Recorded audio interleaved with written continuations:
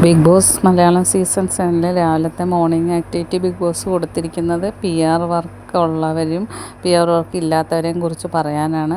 അപ്പോൾ ബിന്നി പറഞ്ഞത് അനിമോളെ ആയിരുന്നു 16 ലക്ഷം രൂപ കൊടുത്തിട്ടാണ് വന്നതെന്ന്. അപ്പോൾ അത് കേട്ടിട്ട് ബാക്കി എല്ലാവരും അനിമോളെ തന്നെയാണ് പറഞ്ഞത്. അപ്പോൾ അനിമോള് പറയാനായിട്ട് വന്നപ്പം അനിമോള് പറയുന്നത് അനിമോളുടെ ആദ്യം ജീവിത സാഹചര്യമാണ് പറയുന്നത്. ഭയങ്കര ഇമോഷണലായിട്ടാണ് അനിമോള് സംസാരിക്കുന്നത്.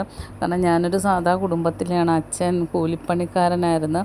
ഞങ്ങൾക്ക് വലിയ പൈസ ഒന്നും ഉള്ള ഫാമിലി അല്ല. പിന്നെ ചേച്ചി ഗവൺമെൻറ് ജോലി കിട്ടി ഒരു ലോൺ എടുത്താണ് ഞങ്ങൾ വീട് വെച്ചത്. പിന്നെ ഞാനും സീരിയലിലൊക്കെ അഭിനയിച്ച് അങ്ങനെ ഇപ്പോൾ കുറച്ച് പൈസ ഞങ്ങൾക്കായത്.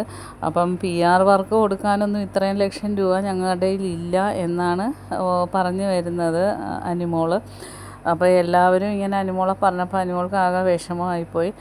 അങ്ങനെ എന്നെ ബിഗ് ബോസ് പല പ്രാവശ്യം വിളിച്ചിട്ടും എനിക്ക് വരണം എന്ന് ഭയങ്കര ആഗ്രഹം കൊണ്ടാണ് ഈ വർഷം വന്നത്. അപ്പോൾ ബിഗ് ബോസ് അനൗൺസ് ചെയ്യുന്ന PR വർക്കിനെ കുറിച്ച് പറയൂ അനിമോൾ, ബാക്കിയൊക്കെ പിന്നെ സംസാരിക്കാമെന്ന് പറയുന്നത്.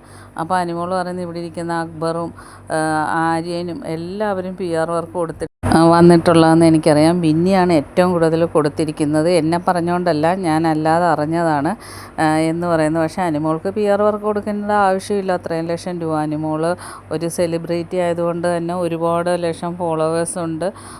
പക്ഷേ ബിന്നിയാണ് ഈ കുത്തിത്തിരിപ്പ് ഉണ്ടാക്കിയിരിക്കുന്നത്. ബിന്നിയുടെ ഭർത്താവ് വന്നു കഴിഞ്ഞപ്പോൾ ഭർത്താവിൽ നിന്ന് അറിഞ്ഞായിരിക്കും സപ്പോർട്ട് കൂടുതൽ അനിമോൾ കാണുന്ന. അതിനുള്ള ഒരു പാര വെക്കുകയായിരിക്കും ബിന്നി ഇപ്പോൾ. ബാക്കി അപ്ഡേറ്റുമായിട്ട് വീണ്ടും കാണാം.